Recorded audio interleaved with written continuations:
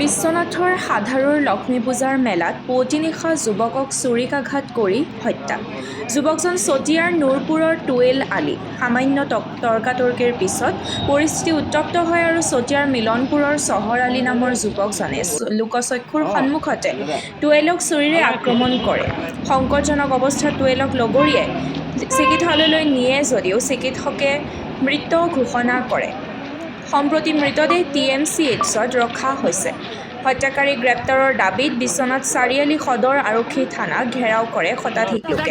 প্ৰত্যক্ষদৰ্শীৰ মতে এই ঘটনাৰ পিছতে হত্যাকাণ্ডৰ স্থানত প্ৰায় 40 মিনিট সেই স্থানতে মৃতদেহ পৰি আছিল যদিও আৰক্ষী অথবা পূজা সমিতিয়ে কোনো ব্যৱস্থা গ্ৰহণ নকৰাৰ অভিযোগ উত্থাপন কৰিছে।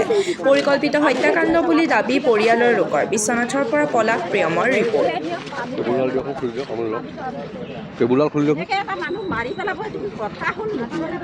আছিলে কিবা ডাঙৰ গাড়ী তাৰমানে আমি ঘৰলৈ যাব ওলাই আহিছিলোঁ। তাৰপিছত দোকানখনৰ আগফালে আহি চাকুখন লৈ পেলাই ৰখি আছে।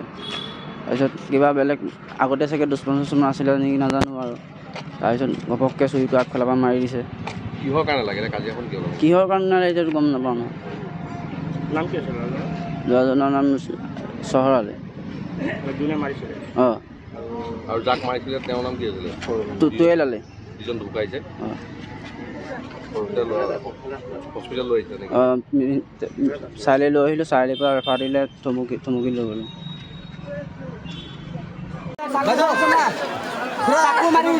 চুৰি মাৰিছে হা? অঁ ঠিক আছে। সেইটো আপুনি থানাত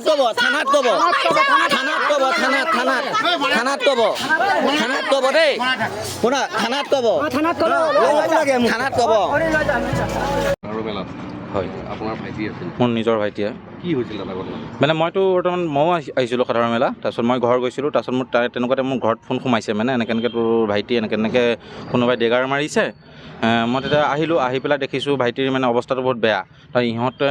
ইহঁতে মেডিকেল লৈ গ'ল। তাৰপিছত ল'ৰাজনক মানে অলৰেডি মানে আৰু মিনিমাম এটা কথা কওঁ, ল'ৰাজনক যিজন মোৰ ভাইটিক তেখেতক মাৰিছে কিন্তু 40 মিনিটমান তেখেত তাতে পৰি আছে। কোনো কমিটি বা কোনো পুলিচ প্ৰশাসন কোনো নগ'ল। কোনো এটা ছাপোৰ্ট নকৰিলে। কাৰণ টমটমত নিবলগীয়া হৈছে। এম্বুলেঞ্চৰ কোনো তেনেকৈ আমাক কোনো যোগাযোগ কৰি নিদিলে। কমিটিয়ে সহযোগ কৰা নাই?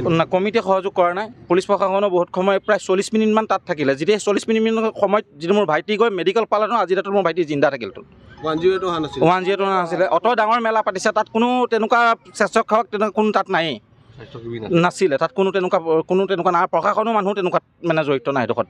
ঘটনাটো কিয় হ'ল? ঘটনাটো কি হৈছে? প্ৰি প্লেনিং হ'ব।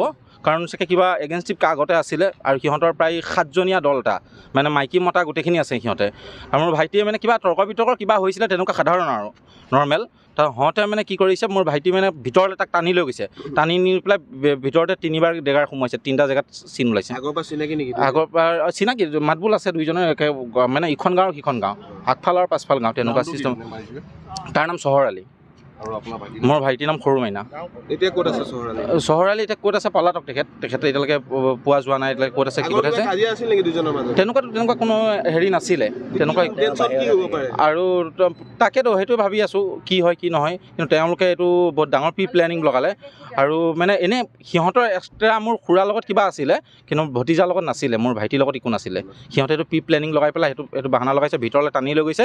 হোটেল নে কিবা দোকান দিছিলে সিহঁতে। সেই হোটেলৰ ভিতৰত সোমোৱাই নি পেলাই সিহঁতে ডেগাৰ মাৰিছে।